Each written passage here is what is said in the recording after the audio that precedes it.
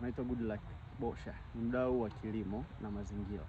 Leo nataka nikushirikishe jambo moja. Hivi unajua kama kupanda maua au kulima maua ni kujitengenezea utajiri na pesa nyingi?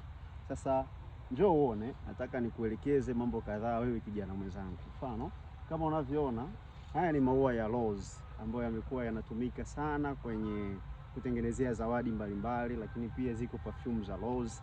Na kiuhalisia kwa hapa Kilimanjaro kupata maua ya rose ni kitu adimu sana. Kwa hiyo unapokuwa na maua kama haya, ina maana wale wanaotengeneza zawadi, wale wanaotaka kupata zawadi za kuwapa wapenzi wao na vitu kama hivyo, watakutafuta wewe ili wewe uwauzie na wao waweze kupeleka zawadi zao. Lakini sio hivyo tu, unaweza ukaona kama garden, you can look. Unaweza ukaona garden kama hii.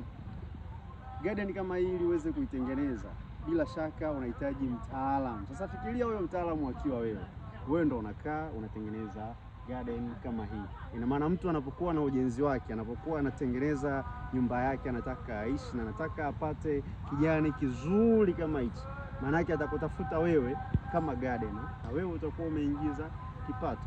Karibu, endelea kufuatilia chaneli yetu kwa michongo zaidi. Bye.